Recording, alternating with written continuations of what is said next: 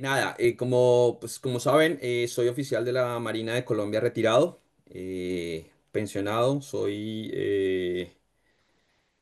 ya hace unos años y bueno, siempre me apasionó mucho el tema, pues desde que estudié la maestría de ciberseguridad y ciberdefensa acá en la Universidad de Tallinn de Estonia. He dedicado desde esa época pues tiempo a la investigación, me gusta mucho esa parte. Entonces, digamos que gracias a esa curiosidad que siempre es muy buena, he podido desarrollar ciertos análisis. Como saben, soy analista de inteligencia y me gusta mucho el tema de ir analizando, de ir evaluando, de ir mirando cómo se mueven las olas y cómo se mueven todas las tendencias pues, relacionadas con guerra de información y obviamente ciberguerra. Hay algo muy importante que siempre me gusta, con lo que me gusta empezar, y es que hoy en día estamos en la era de la información. Se puede decir que el 97% de la información que actualmente manejamos es digital, ¿sí? Todo fluye a través del ciberespacio, todo a través de las redes, todo a través de sistemas. Obviamente todo esto es un ambiente que pues obviamente utiliza todo lo que es esa relación entre el hombre, las máquinas, lo virtual, lo físico, porque sea como sea, el ciberespacio tiene esa parte física que también es muy importante dentro de esto. Ahora bien, actualmente, pues, como todos sabemos, estamos en medio de algunos conflictos a nivel mundial bastante importantes que son los que están llevando, digamos que, noticias y están actualizando todo esto del ciberespacio debido a que la guerra, y específicamente como lo dice la ciberguerra, es algo que en estos momentos está siendo muy importante y es altamente relevante para el desarrollo de los conflictos. La guerra en Ucrania, la guerra en Medio Oriente, todo en lo que nos hemos visto envueltos durante los últimos años, es un reflejo de cómo la tecnología, la innovación, eh, han permitido que estos conflictos sean cada vez más complejos, sean más, digamos, amorfos, porque a veces hay momentos dentro del conflicto que es muy complejo entender qué es lo que está pasando, cómo está avanzando, cómo se puede analizar, cómo se puede ver. Y obviamente el ciberespacio como dominio de la guerra, quinto dominio de la guerra, es transversal a los demás dominios, entonces digamos que siempre está tocando todos aquellos puntos importantes que son bastante relevantes para el planeamiento estratégico de la guerra. Eh, para empezar, me gusta siempre poner en contexto algunos términos y conceptos. Obviamente, estamos hablando de que hoy los conflictos son unos conflictos híbridos, que quiere decir la utilización de diferentes tipos de guerra convergentes y combinados dentro del planeamiento estratégico con el propósito de afectar al enemigo o de realizar un ataque bastante complejo y con unas características bastante particulares que en muchos de los casos son altamente efectivos, son complejos y obviamente son al momento de realizar una defensa a este tipo de ataques, a este tipo de conflicto, para para el actor que está buscando la defensa es mucho más complejo. La guerra híbrida es un concepto relativamente, se puede decir que nuevo dentro de lo que es la historia, de todo lo que es la historia de la guerra, las generaciones de la guerra. Ha sido una metamorfosis a través de la explotación de diferentes tipos de guerra irregular existentes a través después de la Segunda Guerra Mundial, aunque muchos de ellos ya existían, y donde pues obviamente vemos cómo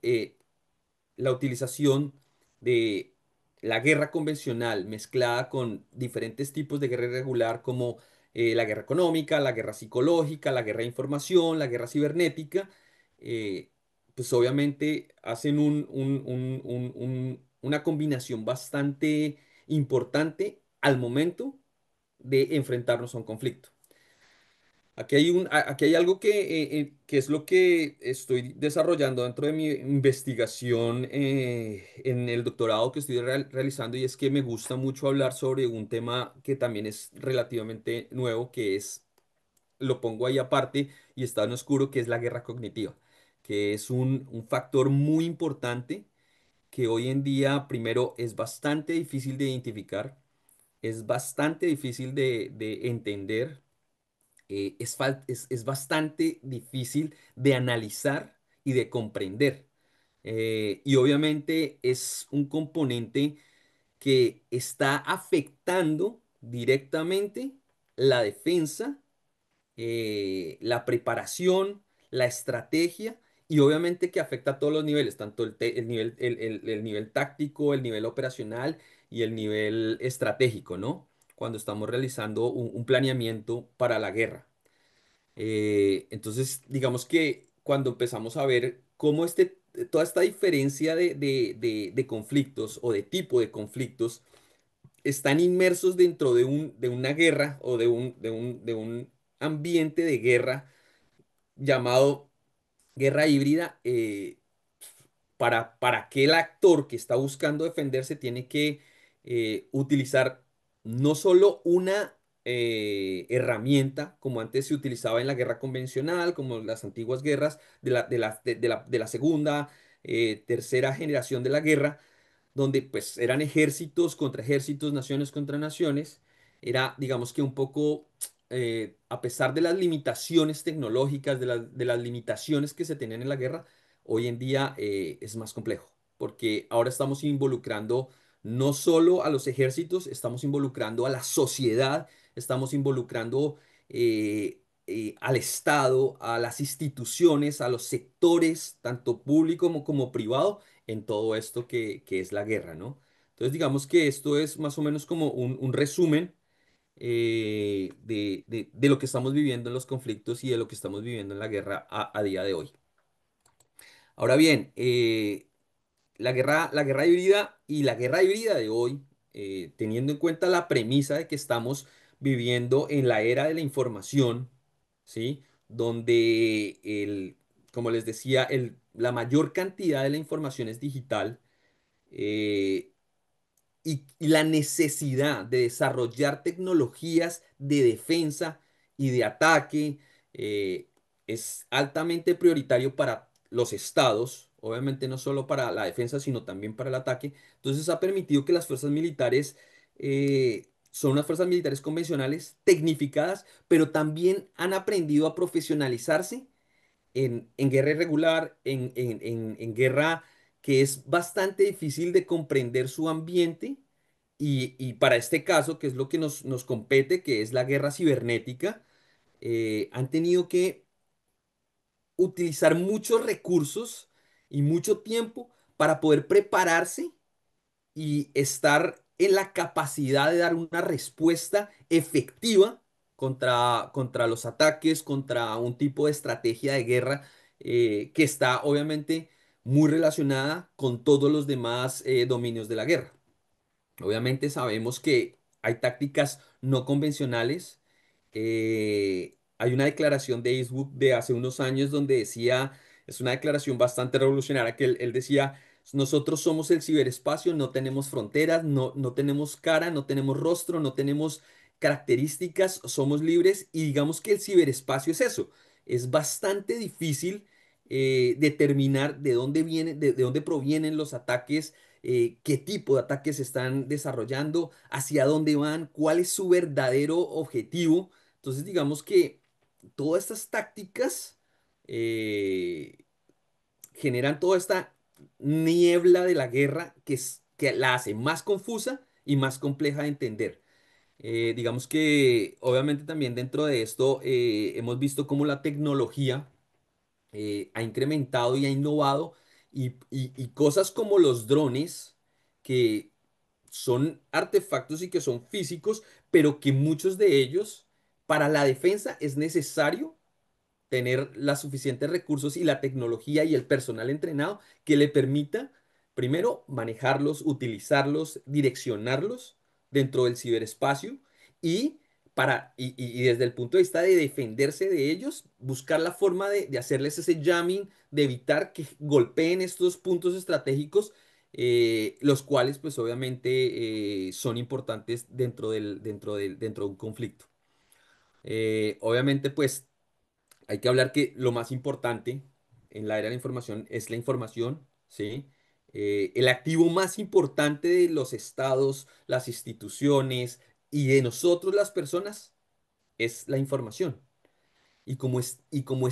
la información está en la nube, está en el ciberespacio, está en los smartphones, está en los dispositivos, la inteligencia se ha potencializado con el ciber porque ahora tenemos ejércitos, tenemos compañías, batallones, agencias específicamente preparadas para obtener información de inteligencia que les permita una ventaja sobre el enemigo. Eh, a eso sumado que el conocimiento de cómo funciona el ciberespacio es muy limitado. Y esto es algo que me gusta mucho siempre poner acá en atención porque a veces no nos damos la magnitud de lo que es el ciberespacio y resulta, pasa, acontece que cuando miramos, solo el 2-3% de la población mundial entiende y sabe cómo funciona el ciberespacio.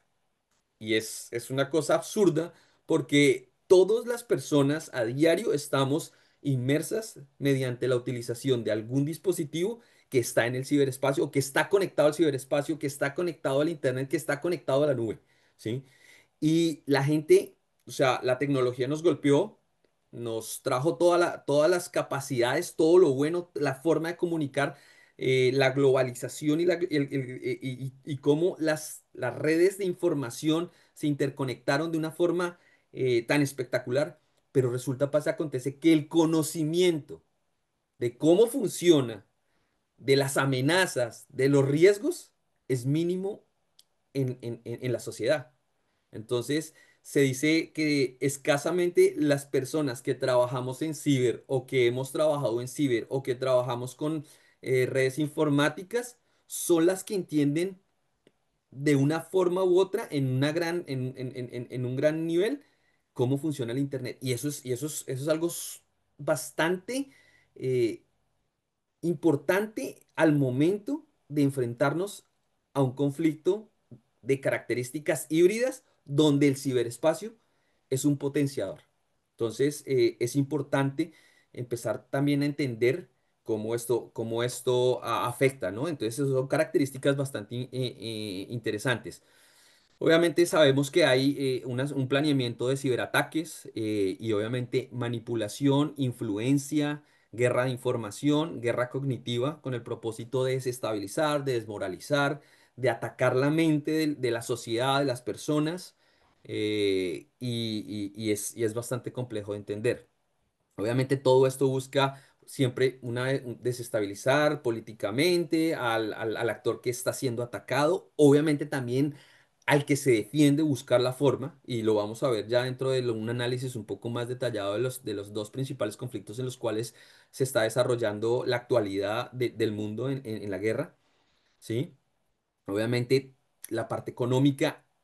que creo que a todos nos hemos dado cuenta cómo estos dos conflictos han generado cierto nivel de preocupación en los mercados, han generado inflación en las economías, incertidumbre. Entonces,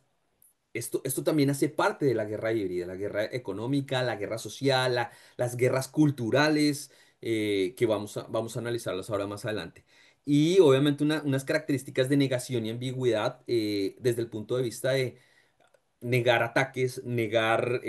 o sea, decir simplemente esto fue un error, esto se cayó, no sabemos de dónde vino, no tenemos el conocimiento de cómo, entonces es bastante ambiguo y obviamente siempre va a haber esa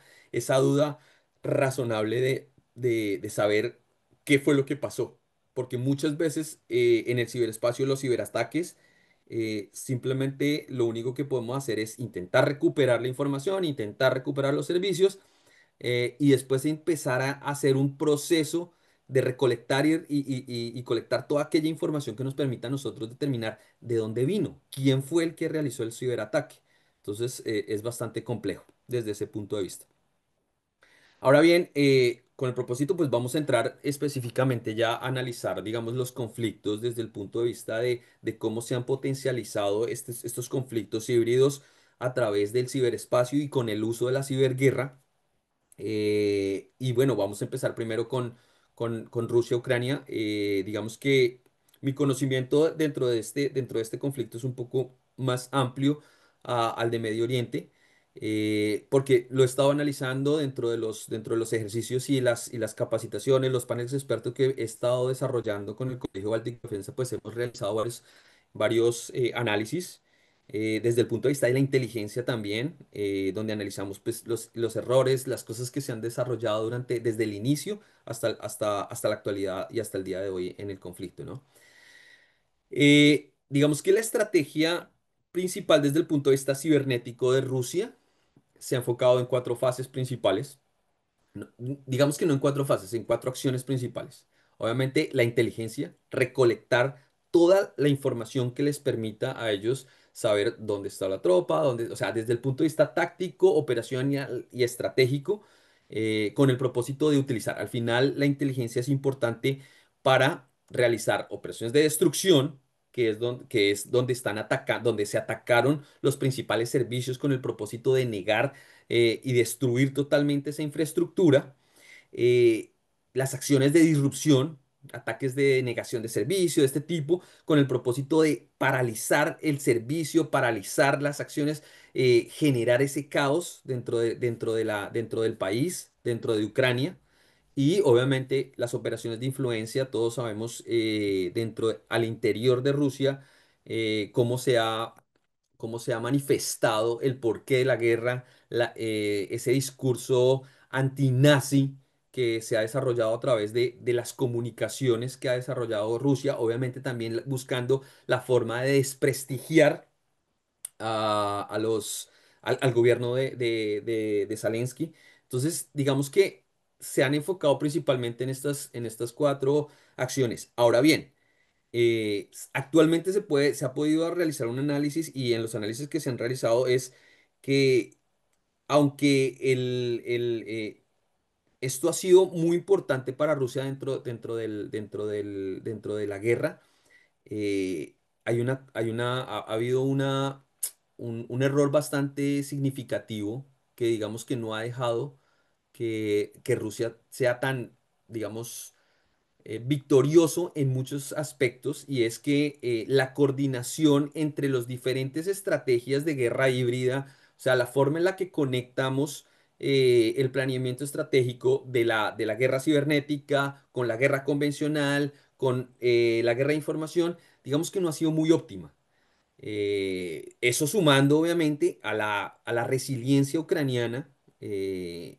porque pues obviamente digamos que venían preparándose de un tiempo atrás. Recordemos que en 2014 pues tenemos la situación de Crimea y después de los años siguientes empezaron a recibir ataques constantes anualmente, estaban recibiendo una cantidad de ataques. Entonces digamos que Ucrania venía ya hace un tiempo preparándose para este conflicto. Ellos sabían hacia dónde veía la inteligencia, el apoyo de las naciones extranjeras con inteligencia les estaba dando, digamos que, unos lineamientos hacia dónde debían dirigirse y cómo deberían actuar en el momento en el que el conflicto estallara.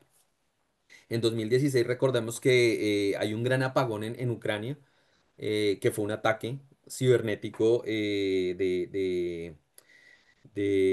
Rusia. Y entonces obviamente esto lo único que puso en evidencia fue la necesidad de que Ucrania se preparara y fuera y buscara la forma de tener unos planes de recuperación de los servicios, de todo esto. Y empezaron, digamos que ellos empezaron, fíjense que antes de la guerra empezaron a mutar todos sus sus servidores, su información a países extranjeros, a la nube, con el propósito de que en el momento que se dieran los ataques ya dentro del conflicto, eh, el impacto no fuera tan grande y obviamente la posibilidad de utilizar la información fuera disponible, ¿no? Recordemos de esa importancia de la CIA, ¿no? Confidencialidad, integridad y disponibilidad, porque obviamente Rusia realizó ataques de sabotaje, de destrucción, entonces necesitaban tener toda esa información disponible también. Ahora bien, eh, hay algo muy importante y es que, y que me gusta siempre denotarlo acá, y es que dentro del análisis que se ha desarrollado en la OTAN y a nivel europeo, eh, 6 meses antes, los primeros 6 meses antes de que iniciara y de que estallara el conflicto, y los 6 meses siguientes a que estalla el conflicto, digamos que ese año, hay algo muy importante que hay que tener en cuenta y esto es importante para nuestras naciones también. Y es que resulta, pasa, acontece que el 70 al 75% de los ataques cibernéticos contra infraestructuras vitales, infraestructuras críticas vitales, lo que es electricidad, lo que es agua, lo que es gas, todo esto, fueron contra, no fueron contra o sea, no fueron contra el gobierno o el ejército o las fuerzas militares, no, fue contra la empresa del sector privado, contra las empresas, las compañías, todos aquellos que tenían una relación con el Estado de alguna forma porque le ofrecían un servicio. Entonces, aquí hay algo muy importante y es que a veces dentro de la guerra y dentro de lo que hemos estado siempre analizando y entendiendo a través del estudio de los conflictos, es que no, sí, eso es el ejército contra el ejército. No, aquí la población civil es la que, digamos que se ha visto más afectada desde el punto de vista cibernético, obviamente también teniendo en cuenta pues la situación del uso de armas convencionales, lo que es la superioridad aérea, lo que son los misiles, lo que son las bombas y todo este tipo de cosas. Pero desde el punto de vista cibernético, han venido afectando profundamente en todos los sentidos a la empresa privada. Eh, Limitar el acceso a los servicios de la población porque es importante también desmoralizar. Y obviamente ese componente de influencia bastante, bastante importante. Fíjense que para el 2021, digamos que en ese año se tuvieron 30, digamos que Ucrania tuvo 30 grandes incidentes de ciberseguridad. Y de esos 30, 57% fueron a organizaciones no estatales o al sector privado, ¿sí? Y solo el 11% de esos ataques fueron contra las fuerzas militares o contra el Estado. Entonces, es significativo y es importante que empecemos a tener en cuenta eso, porque esto lo vamos a analizar más adelante y dentro de las conclusiones y recomendaciones que tenemos que tener en cuenta, esto es bastante, bastante prioritario. Ahora bien, dentro de la estrategia, obviamente, y dentro de todo lo que es el conflicto en Rusia y pues principalmente en Ucrania, digamos que han habido unas ciertas fases a medida de que ha avanzado a medida de que ha avanzado el conflicto, obviamente al inicio, esa gran fase de reconocimiento donde la inteligencia es bastante relevante, donde la inteligencia es la que les va a permitir determinar los puntos de gravedad que requieren ser atacados y que requieren ser destruidos con el propósito de evitar la recuperación digamos, del ejército o del gobierno de Ucrania. Entonces, esa parte de reconocimiento es entender cómo está estructurado, cómo esto funciona, cuáles son esos recursos vitales, cuáles son esos puntos. Cuando hacíamos el análisis hace 2 años en el Colegio Báltico de Defensa, digamos que cuando se estaban desarrollando no,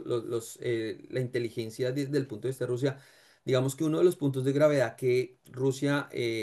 determinó fue Zelensky. Ellos necesitaban entrar, tomarlo, deponer el gobierno y poner a alguien más. Y todo esto también necesitaban hacerlo a través de la ubicación y de la información que se tenía sobre dónde estaba y cómo era la forma más fácil de accesar a Kiev y obviamente al gobierno. Digamos que eso fue uno de los principales fracasos al inicio, aparte de otras situaciones de inteligencia que creo que fueron mal evaluadas desde el punto de vista ruso, y que obviamente les afectó al inicio de la guerra y que conllevó a que hoy actualmente todavía estemos en este conflicto. Hay que hacer una parte y es algo que, aunque Ucrania, o sea, la diferencia entre Ucrania y Rusia es que Ucrania está en una guerra total, su país está, digamos que, en guerra total porque son los que están invadidos, son los que están recibiendo la mayor violencia del conflicto, pero Rusia no. Rusia es el Estado y su ejército el que está en guerra, y no todo, ¿sí? Pero obviamente también hay que tener en cuenta cómo el ciber a Ucrania también le ha permitido la inteligencia. Recordemos hace unos meses el ataque a la base en el este de Rusia, donde destruyen estos aviones y estas aeronaves de carácter estratégico a través de drones, pero que también fueron necesarios utilizar buscar inteligencia de cómo llevarlos, cómo accesar todo esto, y eso fue a través de ciber, a través de obtener y recolectar toda aquella información necesaria que les permitiera a ellos llevar los drones hasta ese punto y poderlos activar y obviamente ser exitosos en el ataque. Ya desde el punto de vista más táctico, pues obviamente hemos visto cómo Rusia, utilizando diferentes armas, o sea, hay algo que a mí me gusta mucho poner en diferencia, y es que mucha gente, o sea, cuando se habla de ciberseguridad, la gente habla de las amenazas, eh, y dicen que las amenazas son el ransomware, que la amenaza es el troyano, el malware, y creo que es una forma de verlo erróneamente, ¿sí? Porque para mí, y dentro de lo que he podido establecer, es que esto no son las amenazas verdaderas. Las amenazas verdaderas son las organizaciones, son los individuos, son los estados que tienen unas capacidades cibernéticas para desarrollar estos ataques. Entonces, digamos que la amenaza es más quién está detrás. Porque cuando nosotros le decimos que una amenaza es el ransomware o el malware o el troyano, estamos evitando entender quién está detrás de él, y estamos evitando poder analizar quién está detrás de esto y qué objetivo tiene. Desde el punto de vista militar, cuando nosotros determinamos que la amenaza es un grupo, un estado o un individuo, es mucho más fácil analizar sus motivos, sus capacidades, sus debilidades, ¿cierto? Para mí, lo que son los ransomware, los malware, todo este tipo de dispositivos y de, y de software que le permiten al ciberrealista efectivamente explotar esas vulnerabilidades y atacar, para mí son las armas que utiliza la amenaza para desarrollar un ataque.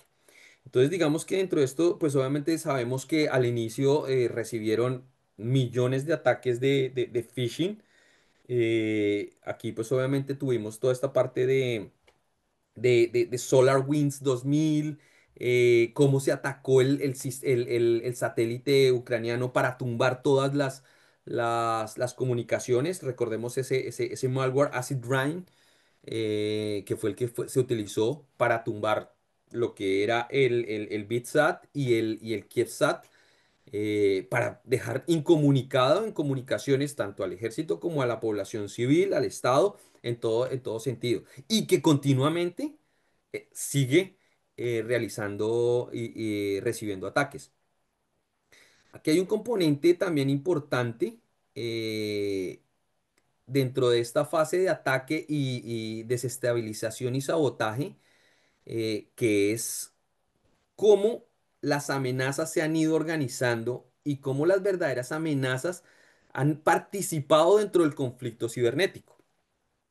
Obviamente sabemos que en la fase de ataque, desestabilización y sabotaje, después de haber hecho un reconocimiento de cómo está organizado todo, eh, ha sido necesario no solo utilizar las fuerzas militares, ha sido necesario utilizar todo tipo de ayuda, y es donde vemos cómo grupos hacktivistas, tanto para unos como para los otros, han permitido también individuos que se han dedicado a realizar, ya sea o sea, se les dicen los cibermercenarios, que son aquellas personas que utilizan su conocimiento para atacar, ya sea a un estado, a una compañía, a una institución. Pero dentro del conflicto de Ucrania y Rusia, desde el punto de vista de Rusia, hay un grupo que ha sido muy importante en la participación del ataque cibernético, que es Killnet. Ellos han tenido una gran efectividad con los ataques cibernéticos a las redes, a los sistemas, a las capacidades ucranianas. Y obviamente también está Non-Name, ¿sí? Pero también desde el punto de vista de Ucrania tenemos las organizaciones como Anonymous, otras que han permitido también defenderse y realizar ataques, porque Rusia también está recibiendo. Aún así también es cierto, y aquí hay algo muy importante dentro de las características del conflicto cibernético, es que no tiene fronteras, ¿no? Y que estos ataques, a pesar de que son ataques, no son reconocidos como un ataque que genere un conflicto más grande. La OTAN, la Unión Europea, los países que no están involucrados dentro de la guerra, también se han visto involucrados. O sea, la OTAN en el último año ha recibido muchísimos ataques desde Rusia con el propósito de establecer, de obtener información, de dañar, de sabotear. Entonces, digamos que es bastante complejo y fíjense la complejidad de lo que es el ciberespacio dentro de un conflicto. Estamos hablando de que Rusia contra Ucrania, pero aún así estamos recibiendo ataques por todos lados. Obviamente, como les comentaba, hay un componente muy importante que es la guerra cognitiva, que está soportada básicamente sobre el ciberespacio, sobre la ciberguerra, porque para poder realizar un ataque de guerra de información o de guerra cognitiva es necesario inteligencia, obtener la información, ¿sí? Poder utilizarla, transformarla, manipularla y lanzar los mensajes necesarios a los blancos determinados, porque es que no toda la información eh, debe ir dirigida al general, no. Un ejemplo de esto es creo que muchos de ustedes acá conocen el caso ¿de qué? Del ataque durante en la selección, en la campaña electoral antes del primer mandato del presidente Donald Trump, donde se utilizaron esos perfilamientos y obviamente también donde se utilizó, por ejemplo, para la campaña en Francia, para el Brexit, donde lo que se buscaba era lanzar información, influir dentro de la opinión, pero teniendo en cuenta los grupos y los grupos perfilados que se fueron dando. Entonces, digamos que aquí también hay un componente psicológico bastante importante que se está uniendo con los ciber, con lo de la guerra de información. Entonces, es bastante, todo esto es muy complejo y a veces dentro de un conflicto como el que se encuentra actualmente Rusia y Ucrania, atender y lograr, digamos, retener y poder defenderse en todos estos aspectos es bastante complejo y es supremamente dañino, ya sea para la imagen, para la sociedad, para todo. Y bueno, asimismo, pues ahí dentro del conflicto, recordemos que al inicio, o sea, digamos, o sea, todos sabemos y tenemos claro que cuando Rusia ataca a Ucrania, ellos buscaban la forma de entrar en el menor tiempo posible, supuestamente iban a ser recibidos como amigos, ¿cierto? Por eso digamos que las primeras tropas que se envían son conscriptos con un armamento no muy sofisticado. Pero entonces el ciber, ¿qué le permite a esto en el momento en el que se dan cuenta de que la estrategia inicial fue, digamos que errada? Les ha permitido adaptarse, entender qué es lo que está pasando, cuáles son las verdaderas capacidades de Ucrania para defenderse, dónde están ubicados, quién los está ayudando. Entonces, digamos que desde el punto de vista ruso, se han podido adaptar de una muy buena forma. Pero también, desde el punto de vista ucraniano, la adaptación ha sido, yo creo que hay algo muy bueno dentro de Ucrania que es la resiliencia. Ucrania tiene una muy buena resiliencia, se prepararon, han estado atendiendo todas las necesidades y obviamente ha sido básico el apoyo de los demás países de la OTAN y demás, porque la tecnología, digamos que hoy en día la tecnología de los drones es lo que más ha afectado a las tropas rusas y obviamente pues todos los ataques que ya conocemos. Y dentro de esto, aquí hay algo muy importante que me gusta, es siempre hablar es esa fase de caos que genera la guerra híbrida desde el punto de vista con la potencialización de una guerra cibernética. Cómo esta afecta verdaderamente al, al entorno, porque, como les decía, esa niebla que hay en la guerra no permite ver la claridad de quién, cómo, cuándo y dónde nos están atacando. Hace más difícil la defensa, hace más difícil la recuperación de las situaciones y desde el punto de vista cibernético, no saber quién me está atacando o está recibiendo ese gran número de ataques permiten que haya un caos dentro de la propia defensa al momento de una estrategia de defensa. Entonces, digamos que digamos, son digamos, algunas de las fases de cómo se ha desarrollado el conflicto entre Rusia y Ucrania. Ahora bien, ya tomando un poco más aparte, el otro conflicto en el cual también nos estamos viendo, digamos que inmiscuidos, porque yo siempre he dicho que estos conflictos actuales mm, puede que estén alejados, pero todos estamos involucrados de alguna forma indirecta con lo que está pasando, porque, como les decía, la guerra cognitiva se ha encargado de generar sentimientos, de generar ideologías, de generar polarización y este, por ejemplo, este es el ejemplo claro que es el conflicto entre Israel y Hamas,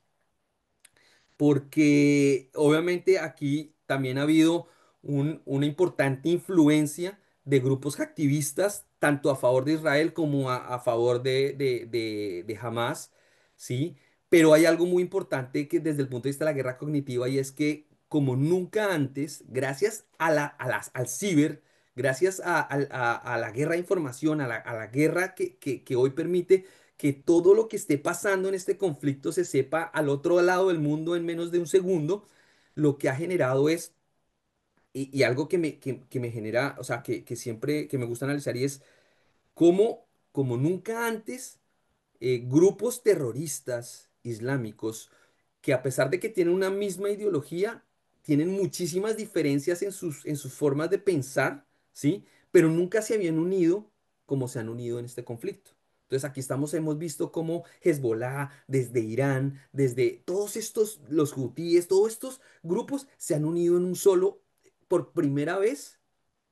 desde el punto de vista ya más general, porque una cosa es que se hayan aliado diferentes países para atacar a Israel, pero es que aquí han habido es más la unión de grupos islamistas, extremistas, terroristas en contra del Estado de Israel. Entonces es bastante complejo cómo el ciber ha potencializado eso a través de la guerra de información y a través de la guerra cognitiva.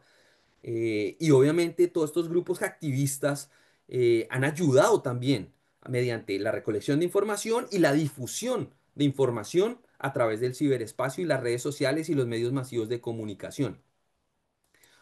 Obviamente aquí también ha habido fases de reconocimiento, de inteligencia, ha habido mucho caos, pero digamos que este conflicto desde el ambiente cibernético está enfocado en dos principales aspectos, lo que es el ciberactivismo entre o sea, con el propósito de, primero, unos buscando destruir, afectar al Estado de Israel y otros afectando a Hamas desde el punto de vista de su buen nombre, o, bueno, de su buen nombre podemos decir, porque desde el punto de vista de su buen nombre, pero buscando la forma de mostrarlos como terroristas, como que todo lo que están haciendo, por ejemplo, ahora tenemos unas situaciones que estamos viendo videos de cómo dentro de Gaza filman esos videos donde muestran a los niños desnutridos, pero también tenemos los otros videos donde vemos a la gente muriendo. Entonces, es una guerra de información bastante compleja y que ha generado una polarización inmensa a nivel mundial. En Europa vemos todos los días manifestaciones, gente contra de Israel. Hemos visto cómo la gente ha empezado a irse en contra de Israel, eh, que digamos que se ha volteado, como decimos en Colombia, se ha volteado la torta de lo que se vivió después del Holocausto y después de estos 70 años desde la Segunda Guerra Mundial, ¿no? Entonces, es complejo entender eso y cuando hablamos de guerra cognitiva es mucho más porque hay un componente psicológico explotado a través del ciberespacio. O sea, aquí podemos ver cómo a través de redes sociales y a través obviamente del hacktivismo para atacar ya sea a Israel o a los países o a las organizaciones que apoyan a Hamas, han buscado todo esto con el propósito de de afectar ya sea la defensa o el reconocimiento del Estado palestino como la importancia del Estado de Israel, ¿no? Y es bastante complejo entender toda esta situación porque desde el ámbito cibernético, eh, eh, cuando no tenemos un conocimiento claro de cómo funciona, la sociedad es aquella que se va a ver más afectada porque sus ideas, su forma de pensar está siendo totalmente atacada a diario mediante cantidades de información. Y esto termina afectando a los estados, a las organizaciones, a las mismas personas. Desde el punto de vista ya un poco más del análisis de lo que, porque se me está acabando el tiempo, creo que voy un poquito pasado. Digamos que desde el punto de vista del análisis de estos conflictos y cómo el ciberespacio, la ciberguerra, se ha visto involucrada en estos conflictos, pues está claro, tenemos una guerra convencional, unos ataques convencionales, utilizando el ciberespacio, utilizando la ciberguerra con armamento tecnológico, con desarrollo tecnológico, pero obviamente también utilizando la información con el propósito de influir, con el propósito de buscar información, inteligencia, ¿sí? Y en identificar puntos de gravedad del enemigo, pero también hay una dispersación o los ataques son dispersos y poco fáciles de identificar, ¿sí? Entonces aquí es donde tenemos que tener algo en cuenta y es que necesitamos tener un aspecto que me gusta mucho comentar, que es el situational awareness, que es la conciencia situacional de entender cómo funciona el ciberespacio, que es importante para prepararnos en caso de estos conflictos. Y el situational awareness no es solo cultura. Yo lo divido en tres aspectos que es la cultura, que es el conocimiento, o sea, la cultura de seguridad que debe conocer, debe saber toda la sociedad, toda esa parte de cómo funciona la ciberseguridad, cuál es, qué es lo importante que debemos saber, pero también el conocimiento de las amenazas y del enemigo, ¿sí? Entonces es importante y relevante tener todo esto claro. Ahora bien, como principales conclusiones dentro de estos obviamente sabemos que es un potencializador, es evidente que el ciberespacio potencializa la guerra actual porque la tecnología lo permite, porque la tecnología coadyuda a esta potencialización, ¿sí? Le da, le inserta acciones de caos para el momento de defenderse, para la estabilidad de un Estado, para la estabilidad de una nación. Entonces, digamos que desde el punto de vista de concluir es eso. Necesitamos entender cómo funciona esto, cómo funciona, y no solo los que estamos involucrados en ciberseguridad o no. Necesitamos una sociedad digital entrenada y capacitada con el propósito de poder hacer frente a este tipo de acciones y a este tipo de conflictos, ¿sí? Pero para eso, ¿qué tenemos que hacer? Hay muchas cosas que podemos hacer, o sea, hay algo muy importante y es incrementar, las alianzas interinstitucionales, interestatales, intersectoriales, que nos permitan a nosotros fortalecer la ciberseguridad y la ciberdefensa de un estado, de una nación, y obviamente en el momento en que todo, o sea, eso es como una cascada, en el momento en que empezamos a fortalecernos en todos los estamentos, es mucho más fácil defender a la población civil y a nosotros mismos, ¿sí? Obviamente aquí hay algo muy importante que hablaba con Freddy en su momento y es un término que se llama ciberdiplomacia, que es realizar a través de las redes oficiales de los estados, de las instituciones, generar esta conciencia, generar conocimiento, realizar alianzas con países amigos, con instituciones y agencias amigas con el propósito de fortalecer, eso se llama ciberdiplomacia, buscar a través del ciber alianzas, apoyos, conocimiento, ventajas, innovación para poder tener para poder estar preparados en un posible ataque, en un posible conflicto de características cibernéticas y más actualmente de características híbridas. Y nada, y por último, importante, el conocimiento, la conciencia situacional del ciberespacio y obviamente entrenar a nuestra sociedad con el propósito de entender qué es una guerra cognitiva, cómo nos están atacando a diario, porque es que la guerra cognitiva hoy no es en contra solo de lo que está pasando en Ucrania, en Rusia o lo que está pasando, no. Actualmente la sociedad está inmersa en ataques de guerra cognitiva diaria porque este aparatico se volvió fundamental para nosotros, para nuestra vida, ya hace parte de nuestro sistema y lo necesitamos para trabajar, para diversión, para muchas cosas, para comunicación. Entonces, tenemos que entender cómo funciona, pero también estamos en la obligación de hacer esas alianzas, de hacer esos acuerdos, esas cooperaciones que vayan en función de mejorar y tener una sociedad digital para la defensa, la ciberseguridad y obviamente el bienestar de un Estado.